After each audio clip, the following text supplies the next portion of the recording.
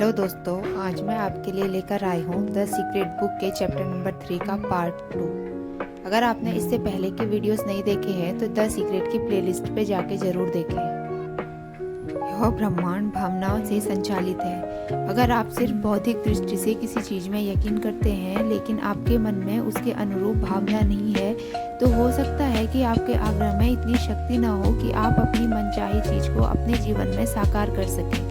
आपको इसे महसूस करना होता है। एक बार मांगें, फिर यकीन करें कि आप उसे पा चुके हैं और फिर अच्छा महसूस करके उसे पा लें।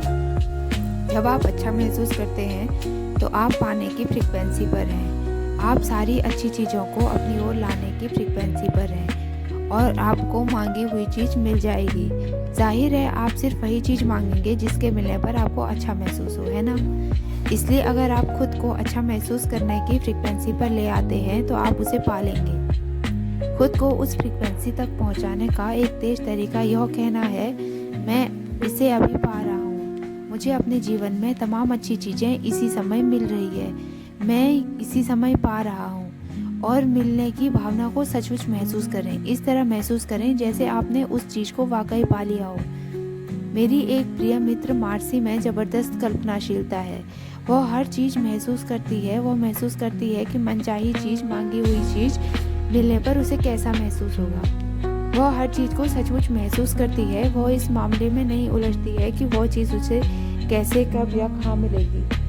वह तो बस उसे महसूस करती है और फिर वह चीज़ प्रकट हो जाती है। तो इसी समय अच्छा महसूस करें। जब आप किसी कल्पना को हकीकत में बदल लेते हैं तो आप ज़्यादा बड़ी कल्पनाएं करने की स्थिति में आ जाते हैं और यही रचनात्मक प्रक्रिया है। आप प्रार्थना में जो भी मांगेंगे, यकीन करने पर उसे पा लेंगे। जिन भी चीज़ों की आप इच्छा करते हैं, जब आप प्रार्थना करते हैं और यकीन करते हैं कि आप उन्हें पा लेंगे तो आप उन्हें सचमुच पा लेंगे।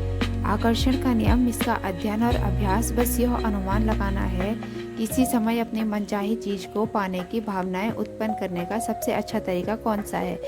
अपने मनचाही कार में टेस्ट ड्राइव पर जाएं, अपने मनचाहे मकान की शॉपिंग पर जाएं, अपने मनचाहे मकान के भीतर जाएं। इसी समय मनचाही चीज़ का मालिक बनने की भावनाएं उत्पन्न करने के लिए आपको जो भी करना पड़े करें। अपनी भावनाओं को याद रखें। इतना सब करने से आपको अपनी मनचाही चीज़ सचमुच पाने में मदद मिलेगी।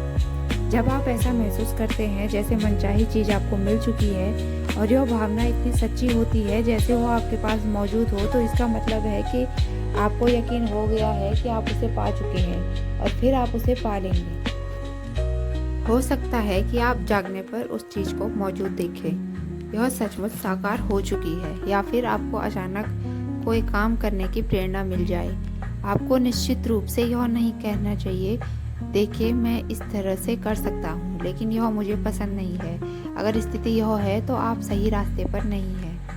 कई बार कर्म करने की ज़रूरत भी होगी, लेकिन अगर आप इसे उस तरीके से कर रहे हैं जिस तरीके से ब्रह्मांड इसे आप तक पहुँचाने की कोशिश कर रहा है, तो आप खुशी की भावनाएं महसूस करेंगे। आप उत्साहित महसूस करेंगे। समय जैसे ठहर जाएगा।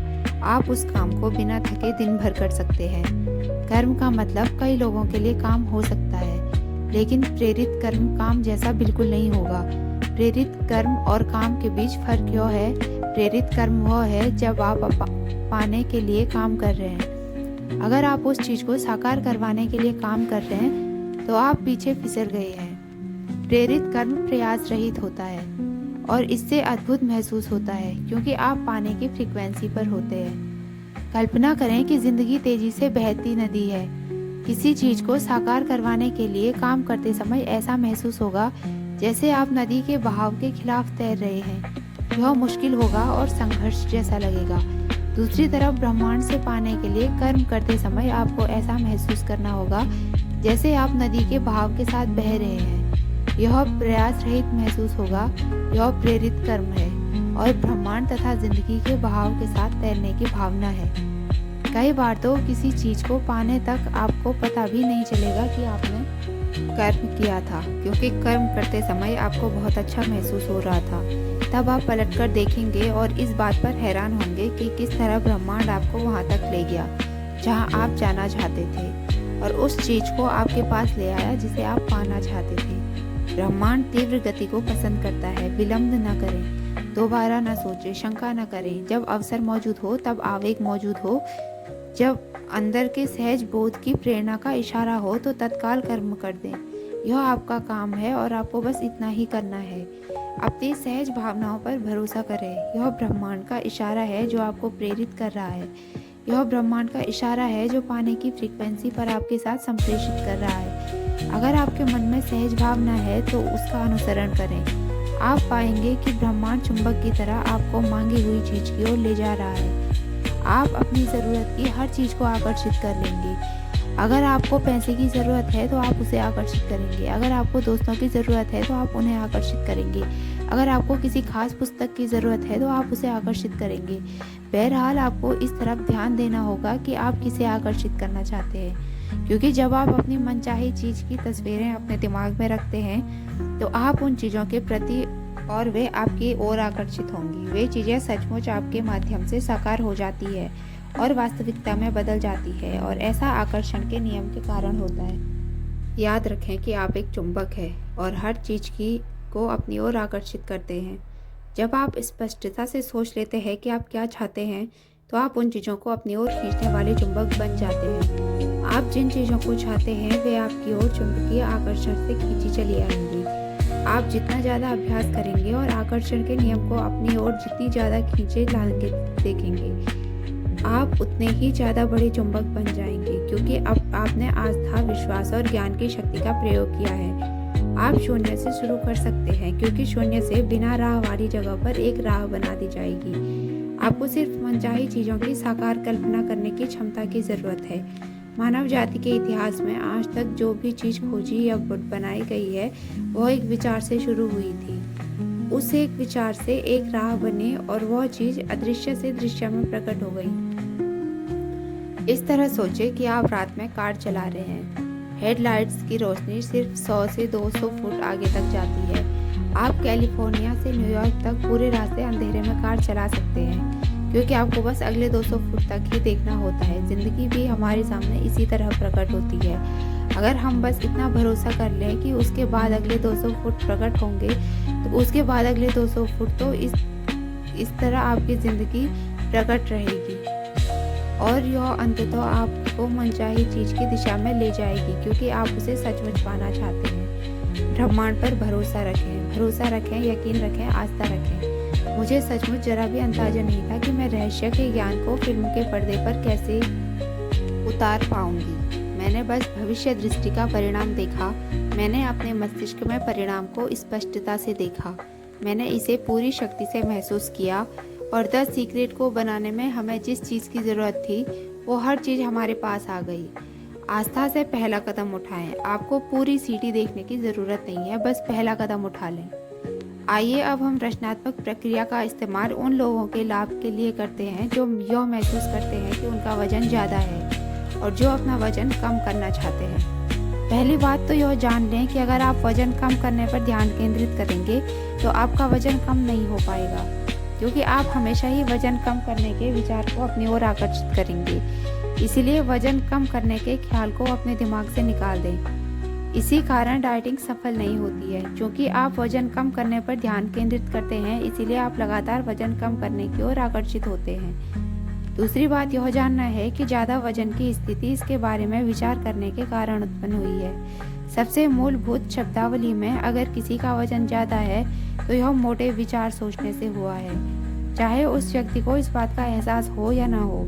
दुबले विचार सोचकर कोई मोटा नहीं हो सकता। यह आकर्षण के नियम की सरासर अवहेलना होगी।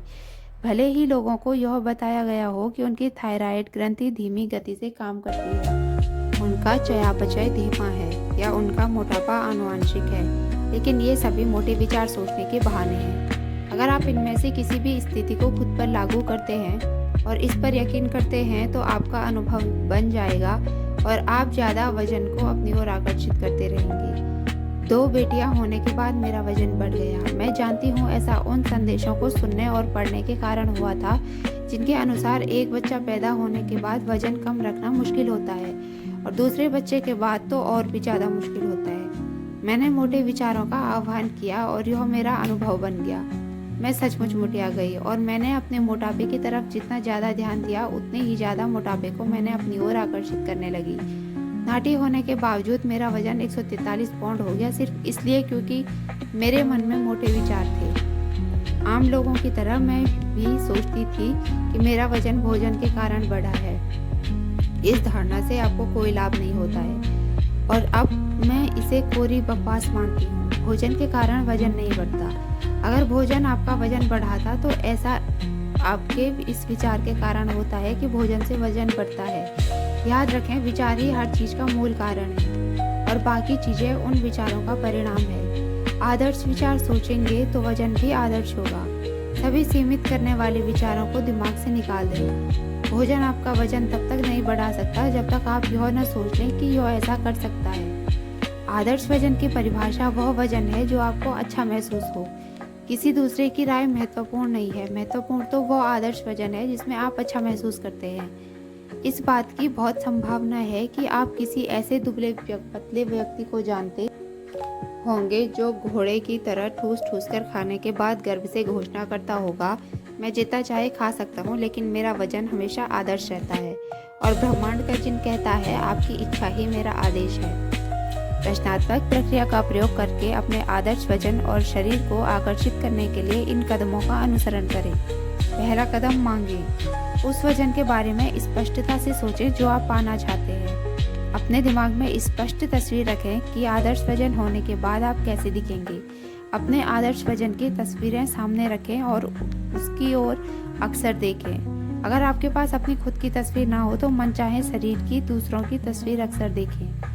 दूसरा कदम है यकीन करें। आपको यकीन करना होगा कि आपको मिलेगा। आपको विश्वास करना होगा कि आपका वजन आदर्श हो चुका है। आपको इस तरह कल्पना करनी होगी, नाटक करना होगा, अभिनय करना होगा जैसे आपका वजन आदर्श हो चुका है। आपको खुद को आदर्श वजन पाते हुए देखना होगा। अपना मनचाहा वजन लिखकर अपने वजन तौलने की मशीन के रीड आउट पर रख दें या खुद का वजन ही न लें।